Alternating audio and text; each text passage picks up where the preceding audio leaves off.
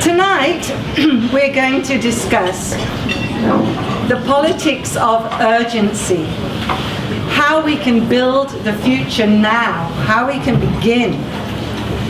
We want to reflect our intention to continue highlighting the many failings of neoliberal capitalism as it is at the moment, but more importantly to consider credible and workable alternatives for the current order of things. As George Monbiot suggests, we need a new politics of belonging and a revitalized sense of the commons, rather than the essentially dehumanizing and wildly destructive features of the present order.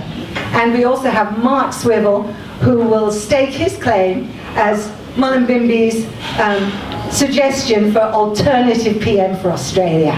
Yeah. The circles represent our private lives, okay?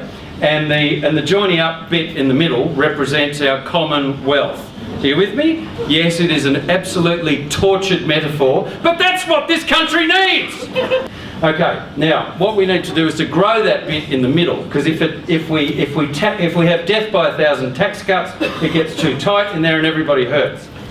Which is by far and away the worst song REM recorded. But if you... Guys, can you hold it like that? Okay, Nina, wrong end, okay.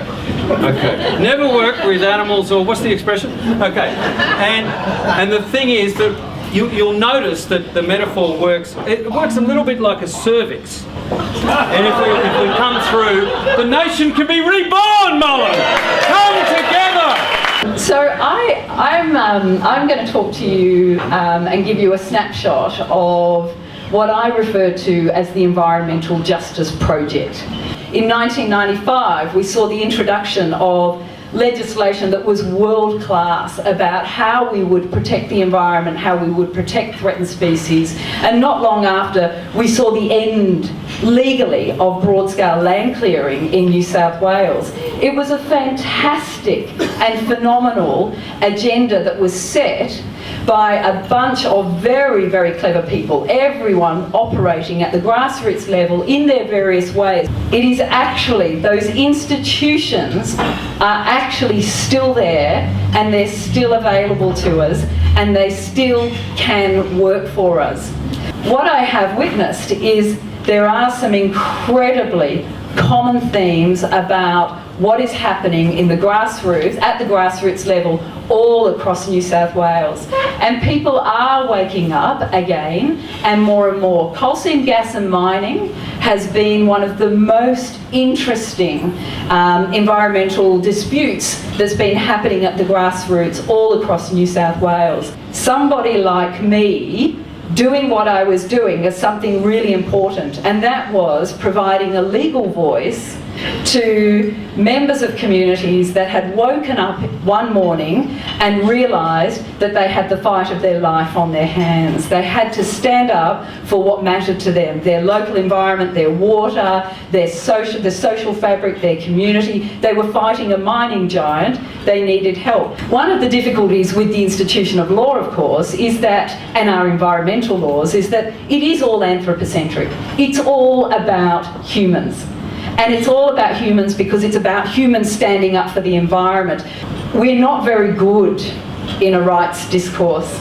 In fact, we're failing terribly in a rights discourse. We treat other humans without fairness and without equality. So just providing the environment rights is not going to help the environment. And I really, as an environmental law expert, want everybody to know that just by giving a river rights, it's not going to protect the river.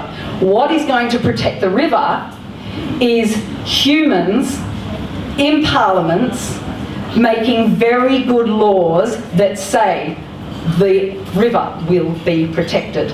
That's how our institutions actually work. They're designed to work, and they can work. But we need to really understand them. We need to get in them, and we need to take them over to make them work the way we want them to work. So freedom of information is really important. Having your say, this right of public participation, it is absolutely what environmental protection relies on. We know that the Great Barrier Reef is suffering because the laws are letting what's happened to the barrier reef happen. The laws that should be protecting the barrier reef need to be more protective. Just taking out the simple discretion of a simple clause so that it does, the decision to protect something doesn't rely on the exercise of discretion of one person who's sitting in a particular decision-making role that day. You know, what we need right now is a greenhouse gas trigger. Ending coal in New South Wales is one of the most important gigs for the Environmental Justice Project at the moment. It categorically is. The foundations are simple and the foundations are clear. I know we had the slogans and they were hilarious, but the real slogans, the ones that actually matter and are not slogans, is our system and our institutions of democracy, and what I'm talking about is our courts, our parliaments and our civil society organisations. The basis of all of those that bring us together are justice, fairness and equality. What I'm going to be talking about tonight is the question of how do we win? Right? It's ultimately, no matter how esoteric or how philosophical or academic, anything I might say tonight, it always comes back down to this practical question of how do we win?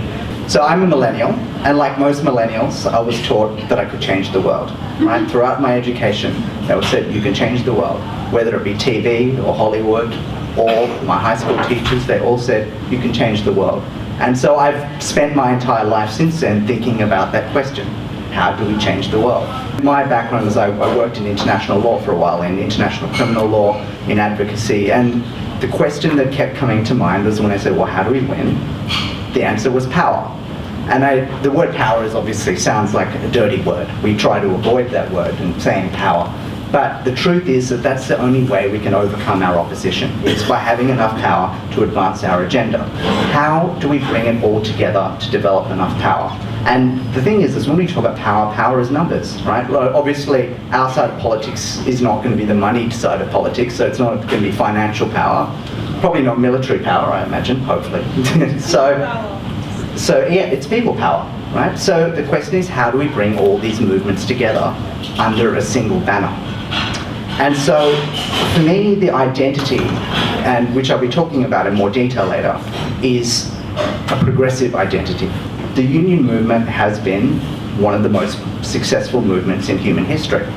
You had a whole group of different industries they were activists, that came together under a single identity and said, we are union, we are labour, right? And it became more than a question of, I'm here just to advocate for a certain interest for my industry. It became even more than I'm here to advocate for a certain set of interests for all workers. It became a fundamental identity. It's simply because, for historical reasons, most of the movements that I've described sprung up in the 70s and they've gone their own separate ways and are only now starting to come together. And this is the moment where we've got to start to bring them under a single common banner. So one element, as I said, would be that sort of peak body element where you've got different issues, so different issue-based organisations, probably progressive advocacy organisations, working in a member-style entity, right? So there would be members of this organisation, and collectively they're direct decision-making, and they could run campaigns just like Your Rights at Work, right? Which was obviously a very effective campaign, and the many campaigns that the unions movement has run effectively.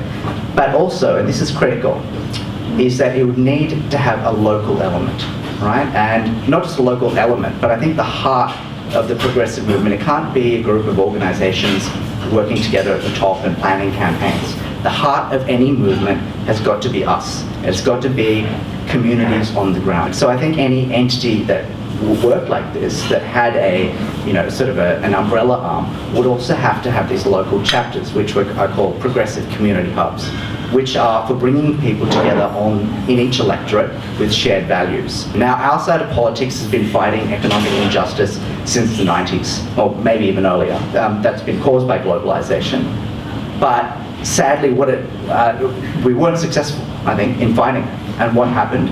It turned to the inevitable rage, and now it's turned to fear of change. That is what's driving this modern conservative movement. If we look at why Trump won. So progressivism then is the exact opposite of that, right? It's a willingness to embrace change. So it's what direction do we want that change to be? Compassionate, All right, we want to have compassionate change.